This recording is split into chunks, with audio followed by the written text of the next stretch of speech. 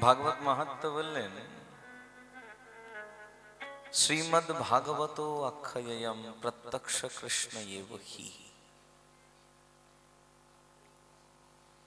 এই যে ভাগবত দেখতে পুস্তকের মতো মনে হলেও পদ্মপুরাণ বলছেন এটা কিন্তু পুস্তক নয়। আমরা ভাগবতকে যদি পুস্তক মনে করি, আমাদের শাস্ত্র বলছেন অপরাধ হয়ে যাচ্ছে। আমাদের সনাতন হিন্দু ধর্মে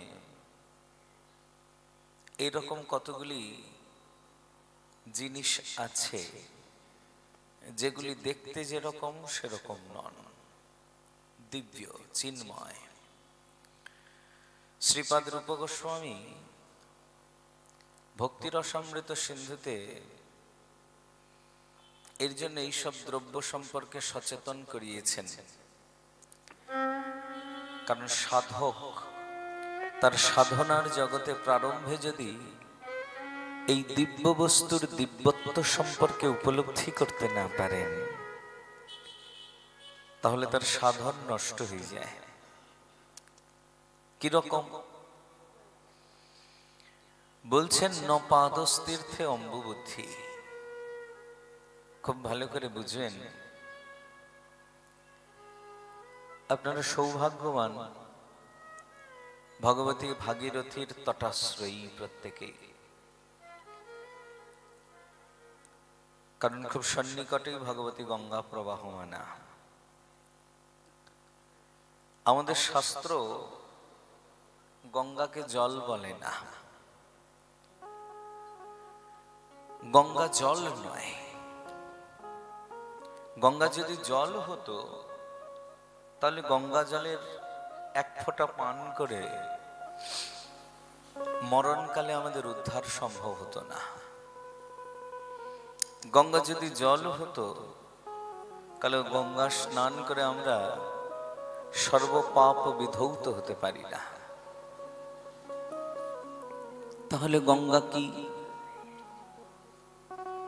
আমাদের শাস্ত্র বলছেন গঙ্গা জল রূপে সাক্ষাৎ ব্রহ্ম। দেখতে জলের মতো, জল নয়। দেখতে জল কিন্তু জল নয়। তাহলে কি? জল রূপে সাক্ষাৎ ব্রহ্ম। আপনি মানুন আর না মানুন, কিন্তু আমাদের সনাতন ঋষিরা গঙ্গাকে জল বলেন নাই, গঙ্গাকে সাক্ষাৎ ব্রহ্মস্বরূপাই বলেছেন। হরিপাদ পদ্ম বিহরিণী গঙ্গে। গঙ্গার জলের বিশেষ বিশেষত্ব এই, গঙ্গা শ্রীহরির চরণ কমল থেকে প্রাদুর্ভূতা হয়েছেন। শুধু গোবিন্দের চরণ থেকে উৎপন্নই হননি, ইনি মহাদেবের জটা জুট দিয়ে ভূমণ্ডলে নিপতিত হয়েছেন। একটা কথা আপনারা বলুন, মহাদেব তো চন্দ্রমৌলি মহাদেব, তিনি হঠাৎ করে গঙ্গামৌলি হতে যাবেন কেন? গঙ্গার জল তিনি মস্তকে কেন ধারণ করছেন? বৈষ্ণব মহাজন বলছেন, গঙ্গা যার পদজল হর শিরে ধরে। গঙ্গা তো চরণামৃত, কার? গোবিন্দের।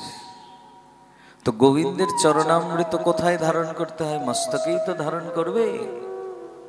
আর শিবজি বৈষ্ণব অগ্রগণ্য পুরুষ, বৈষ্ণবানানাম যথাসম্ভব। বৈষ্ণব তো জানেন বিষ্ণু চরণামৃতের মর্যাদা কি।